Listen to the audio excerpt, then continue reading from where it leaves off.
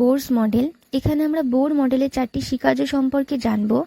আমাদের প্রথম স্বীকার্যে বলা হয়েছে ইলেকট্রনগুলি নিউক্লিয়াসকে কেন্দ্র করে যে কোনো বৃত্তাকার পথে ইচ্ছামতো বিচরণ করতে পারে না, কেবলমাত্র কতগুলি নির্দিষ্ট ব্যাসার্ধের বৃত্তাকার কক্ষপথেই আবর্তন করতে পারে। তাহলে এই স্বীকার্য অনুযায়ী ধরো এই ইলেকট্রনটার ইচ্ছা হলো এই কক্ষপথে চলে যাবে, বা এই ইলেকট্রনটার ইচ্ছা হলো এই কক্ষপথে চলে যাবে, তাহলে কিন্তু সে পারবে না যেতে। তাকে কিন্তু সে যে নির্দিষ্ট ব্যাসার্ধের কক্ষপথে আছে তাকে কিন্তু সেই নির্দিষ্ট কক্ষপথেই থাকতে হবে।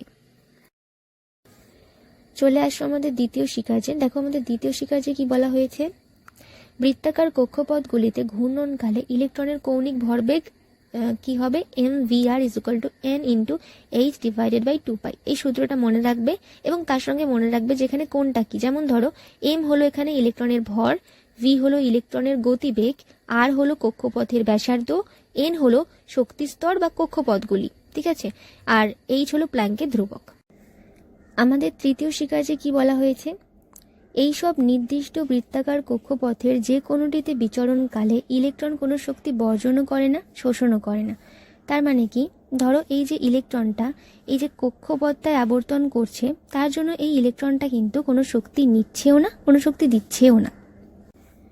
দেখো আমাদের চতুর্থ স্বীকার্যে বলা হয়েছে যে কোনো ইলেকট্রন যখন উচ্চতর শক্তিস্তর থেকে নিম্নতর শক্তিস্তরে অবতরণ করে তখন সেই ইলেকট্রনটা শক্তি তরঙ্গের আকারে বিকিরণ করে, মানে শক্তি বর্জন করে আর কি। যেমন ধরো এই ইলেকট্রনটা ধরো এটা তো উচ্চতর শক্তিস্তরে আছে, এটা ধরো নিম্নতর শক্তিস্তরে, এই শক্তিস্তরটায় চলে গেল, তখন কি করবে, ইলেকট্রনটা কিন্তু শক্তি তরঙ্গের আকারে বিকিরণ করবে, ঠিক আছে, বর্জন করবে শক্তি। আবার কি বলা হচ্ছে, অন্যদিকে যখন কোনো ইলেকট্রন নিম্নতর শক্তিস্তর থেকে উচ্চতর শক্তিস্তরে আসে তখন শক্তি শোষণ করে। যেমন ধরো এই ইলেকট্রনটা যদি এই শক্তিস্তরে আসে, ঠিক আছে, মানে উচ্চতর শক্তিস্তরে আসে নিম্নতর শক্তিস্তর থেকে, তাহলে কি করবে, এই ইলেকট্রনটা শক্তি শোষণ করবে। নেক্সট আমরা জানবো বোরস মডেল লিমিটেশন, অর্থাৎ বোর মডেলের সীমাবদ্ধতা। দেখো আমাদের প্রথম সীমাবদ্ধতা জানার আগে একটু জেনে নাও যে এক ইলেকট্রন বিশিষ্ট পরমাণু কি, যে পরমাণুর কক্ষপথে একটাই ইলেকট্রন থাকবে। একাধিক ইলেকট্রন বিশিষ্ট পরমাণু কি, যে পরমাণুর কক্ষপথে একের বেশি ইলেকট্রন থাকবে।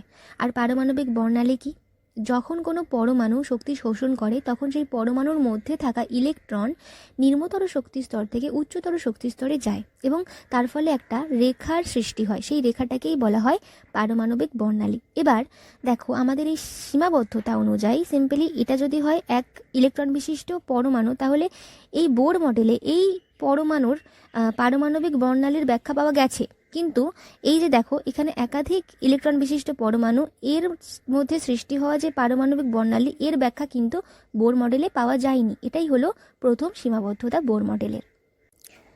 দেখো দ্বিতীয় সীমাবদ্ধতায় কি বলা হয়েছে, যে বোর মডেলে বলা হয়েছে যে যখন ইলেকট্রন একটা শক্তি স্তর থেকে অন্য শক্তি স্তরে যায় তখন একটা মাত্রই বর্ণালী তৈরি করে, কিন্তু প্রকৃতপক্ষে যদি আমরা উন্নততর যন্ত্র দিয়ে পরীক্ষা করি তাহলে দেখা যাবে ওই একটা রেখায় অনেকগুলো ক্ষুদ্র ক্ষুদ্র রেখার সমষ্টি। তাহলে এটা কিন্তু বোর মডেলের সীমাবদ্ধতা, কারণ বোর মডেল অনুযায়ী তো একটা রেখার কথা বলা হয়েছে, কিন্তু প্রকৃতপক্ষে তো একটা রেখা নয়, ওই একটা রেখাই তো অনেকগুলো ক্ষুদ্র ক্ষুদ্র রেখার সমষ্টি। দেখো আমাদের তৃতীয় সীমাবদ্ধতা খুব ইজি।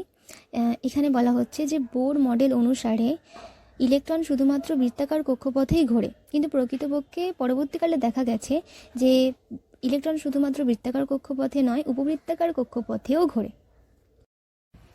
এরকম আরও ভিডিও পেতে চ্যানেলটিকে সাবস্ক্রাইব করে দাও এবং বেল আইকনটিও প্রেস করে দাও।